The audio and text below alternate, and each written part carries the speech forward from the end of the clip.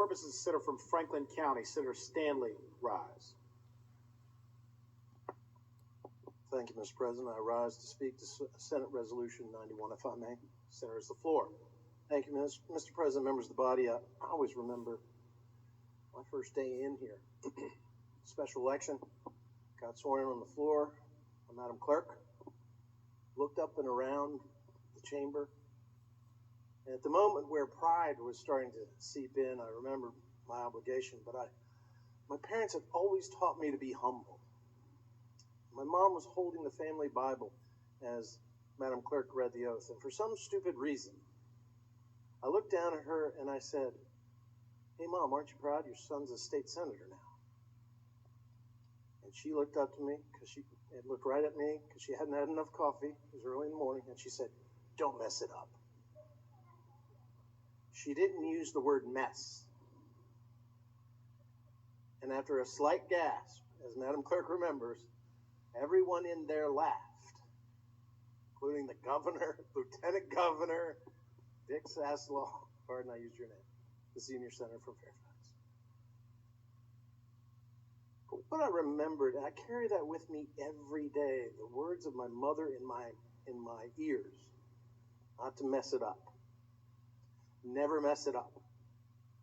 Understand the awesome responsibility that comes with the power that's granted, because the people of your district have decided that you best represent them and their voice and their mission and what they need and how they want things to be accomplished.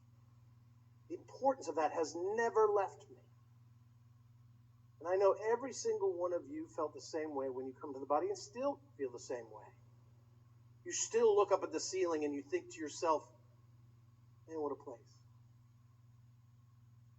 You walk into your office at the Pocahontas building or at the GAB and you go, what can I do today?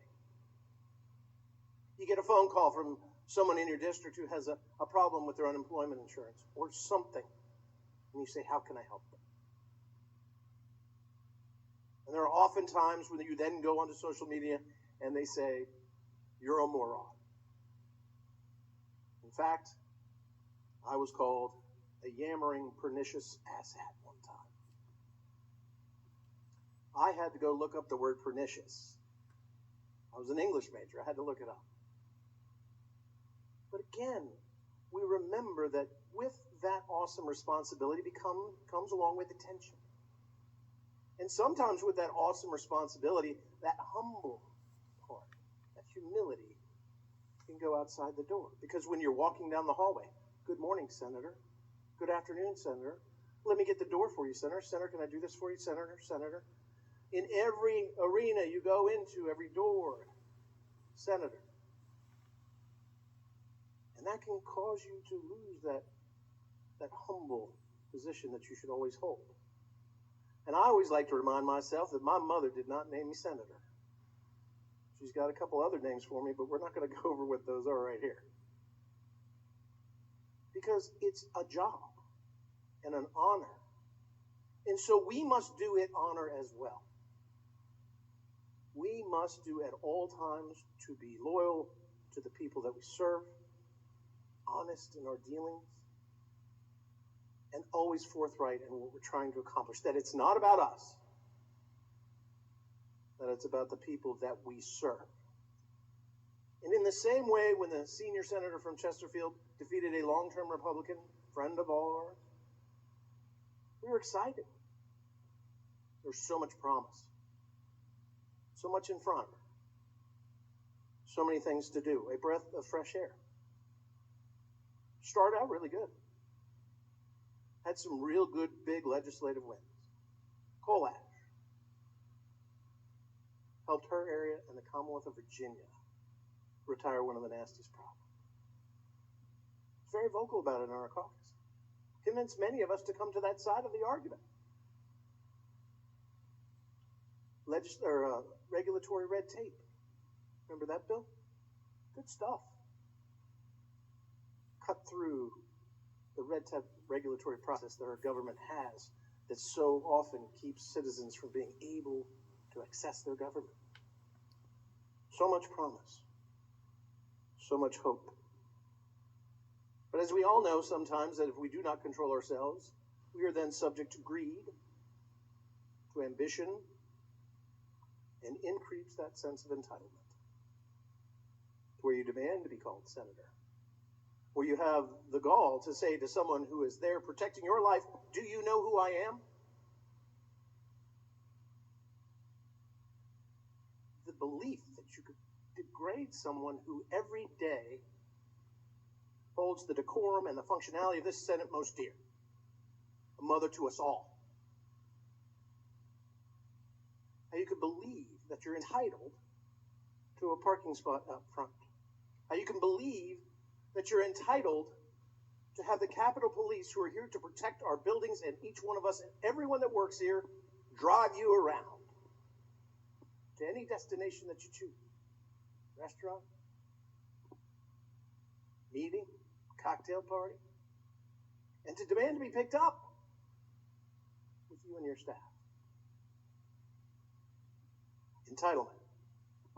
To berate people on Facebook that dare have a different opinion than you, or their girlfriends, and tell them, you better watch what you say. It's not appropriate for you to be saying bad things about a sitting state senator. Anybody want to read my Facebook page? They say it all the time. It's their right. It's the First Amendment. And I think all of us get very thick skin after time. We sometimes take it personally, but we very much should have thick skin. Something that has not grown on this senator. To lie on the floor of the state of the Senate, to lie on the floor on the Senate of the Senate is beyond reproach. You know, I know everybody at home who watches this and everybody sitting here right now sees us in pitched battles all the time. Constantly. What they don't see is when the TV camera goes off and how we work together to try to find consensus.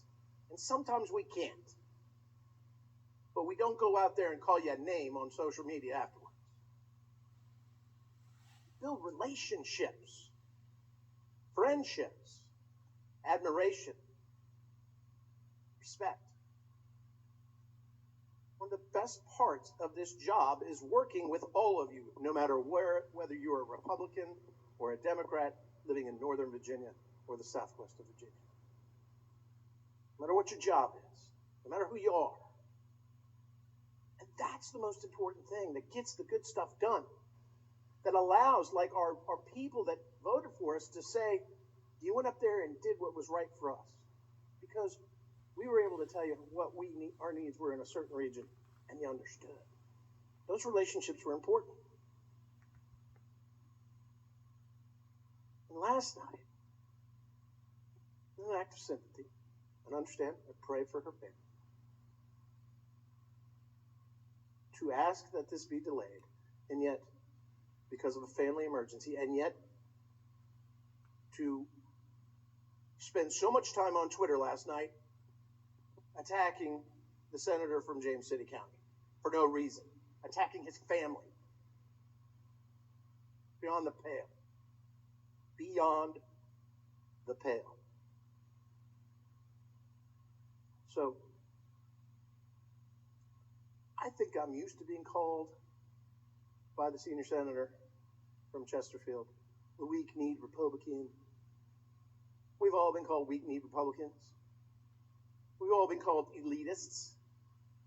I don't know how an $18,000 a year job, part-time, that takes up all of your time and actually ekes into your professional life is elitism. But it is to somebody who thinks that they are something more than they are. Back to those words of being humble. Humility. Something that's missing. Something that's missing here that I think, quite frankly, saddens me. I'm disappointed because so much promise, so much ability has been wasted on ambition and a sense of entitlement. And quite frankly, a lack of accountability, blamelessness. And those that may not sit here every day may not understand what we're saying, but when we say it in earnest because it's something we don't want to say.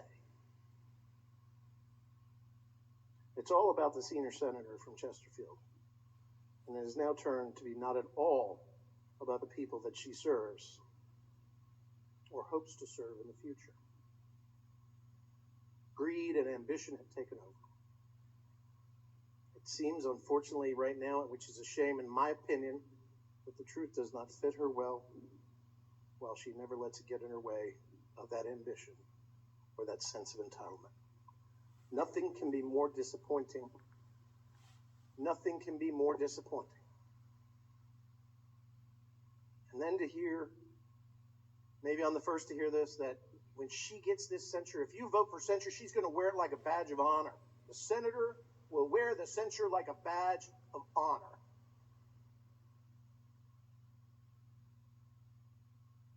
More like a badge of shame. What is really sad and disappointing is that over the course of time, the senator has created an island for herself, not made of plexiglass, but away from each one of us. I'm sad about that. I'm sad for the senator who made that decision. When I look at this resolution, that's not a badge of honor that I would ever want to have. But when you're not accountable, I guess, anything, the emperor's new clothes becomes a badge of honor. And so I'll close by saying this. I'm so very sad about this day. So very sad. I'm so very disappointed in this senator. I never thought we'd have to come to something like this. But I must tell you that upon reflection and a lot of prayer, I can neither support what this resolution seeks to accomplish, but at the same time, I can assure you that I will not reward the senior senator from Chesterfield with a no vote. And as soon as I put this microphone down, Mr. President, I'm walking out of this chamber until we're done. I will not vote no because it's a reward for her bad behavior. And my wife has taught me one thing, is do not reward the children for their bad behavior. I cannot support this resolution, but I understand why you bring it. Thank you, Mr. President.